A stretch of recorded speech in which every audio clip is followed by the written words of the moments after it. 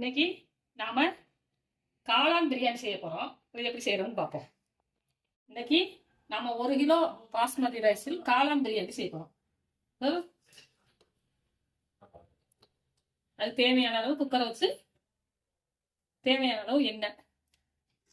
நம்ம இன்னைக்கு குக்கர்ல செய்ய போறோம். எண்ணெய் காய்ச்சிருச்சு. வெங்காயம்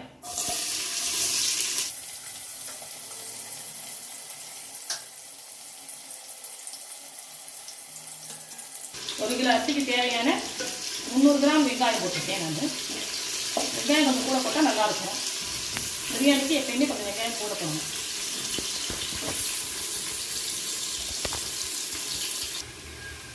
இப்போ வெங்காயம் நல்லா வதங்கி வரக்கு அதுக்கு முன்னாடி அரிசி 1 கிலோ அரிசி எடுத்து நல்லா கழுவி ஒரு 10 நிமிஷம் அதை ஊற வச்சுக்கோங்க. இப்போ வெங்காயம் வதங்கி வந்துருச்சு. இதில் பட்டை, கிராம்பு, ஏலக்காய் எல்லாம் சேர்ந்தது அரைச்சி வச்சுருக்கோம். அதில் வந்து ஒரு 3 ஸ்பூன்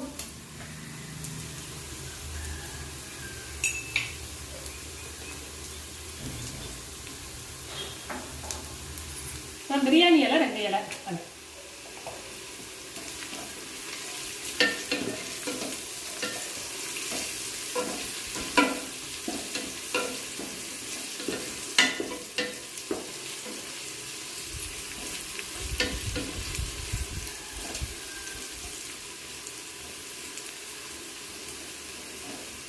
நல்லா வெங்காயம் நல்லா செவந்து வரட்டும். இல்லை இப்போ இஞ்சி பூடு பேஸ்ட் சேர்த்துக்கிறோம். இதில் 100 கிராம் இஞ்சி 100 கிராம் பூடு அரைச்சி வச்சுருக்கோம். சரி,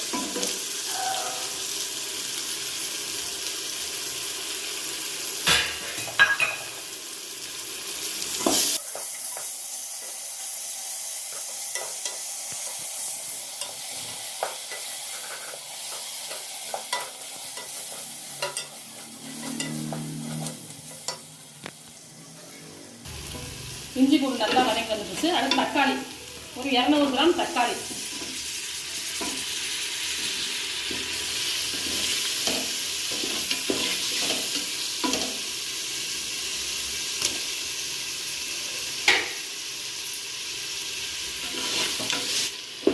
தக்காளி அதோட 3 பச்சை மிளகாய் அதையும் போட்டாச்சு.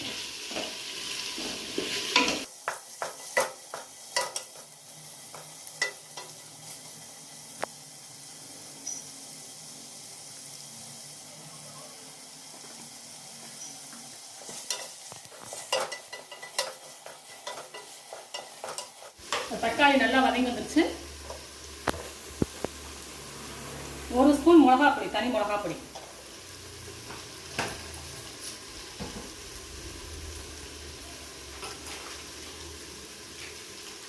இது 10 ரூபா பாக்கெட்டு சிக்கன் 65 பொடி, அது ஒரு பாக்கெட்டு.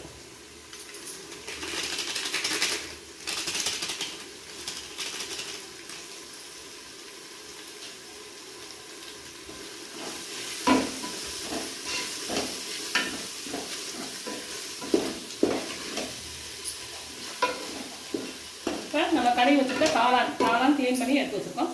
2 packet 400 gram. 1 கிலோ அரிசிக்கு 400 கிராம்.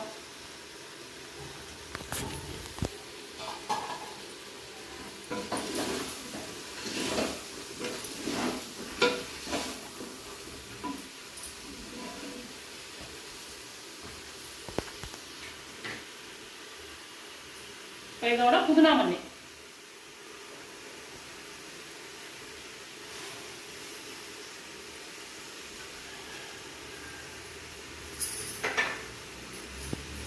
அடுத்து தயிர் ஒரு 1/2 பேக்கெட்.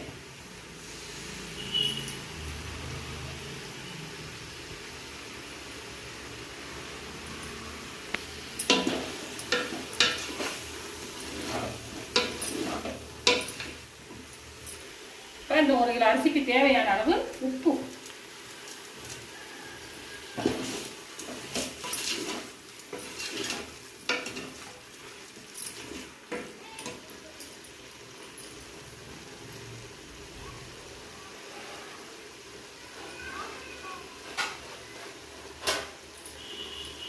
ஒரு 2 நிமிஷம் இதை அப்படியே மூடி வச்சுக்கணும்.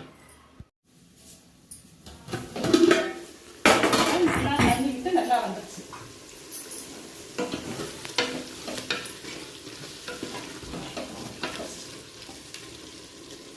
இப்போ இது தேவையான அளவு தண்ணி.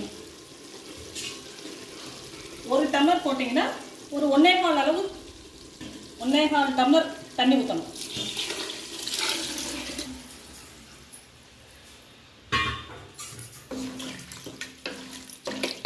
இப்போ தண்ணி நல்லா கொதிச்சு வரட்டும்.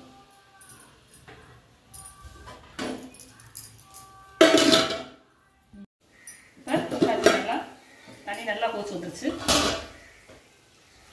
நம்ம நல்லா அரிசியை தண்ணியை வடிகட்டி சேர்த்துக்கோங்க.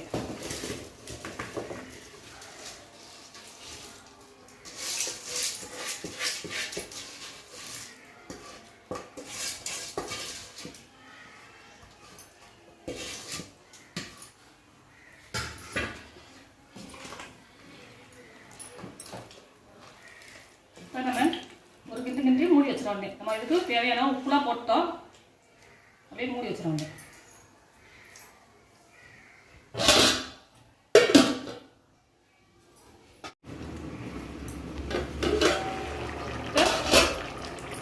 நல்லா இஞ்சி வந்துருச்சு, தண்ணி பக்குவம் வந்துருச்சு. இது ஒரு லெமன் எடுத்து புழிஞ்சு வச்சுருக்கோம், அதை ஊற்றிடுவாங்க. தேவையான அளவு நெய்.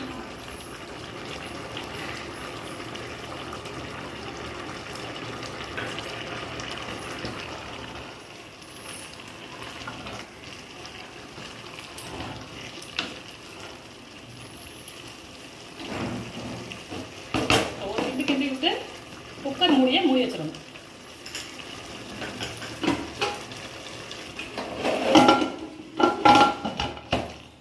குக்கரை மூடுங்க, ஆனால் விசில் போட வேணாம்.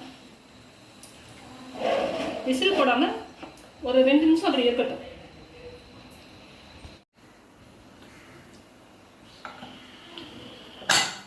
இப்போ வெயிட்டை போட்டணும். வெயிட்டை போட்டு ஒரு 2 நிமிஷம் இருக்கட்டும். நம்ம வெயிட் போட்டு 2 நிமிஷம் ஆச்சு. இப்போ வந்து இது விசில்லாம் விட தேவையில்லை, அப்படியே ஆஃப் பண்ணி வச்சிருவோம். இது அப்படியே நல்லா தம்மாகி வந்துடும். இப்போ அடுப்பு ஆஃப் பண்ணிடணும். இப்போ தம் போட்டு 15 நிமிஷம் ஆச்சு. இப்போ நம்ம எப்படி இருக்குன்னு திறப்போம்.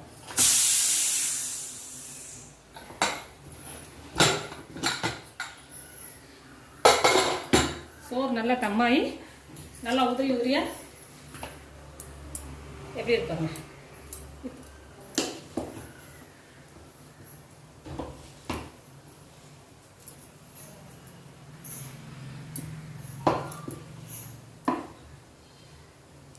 சோறு நல்லா வெந்து நல்லா தம்மாயி நல்லா சூப்பராக வந்துருச்சு.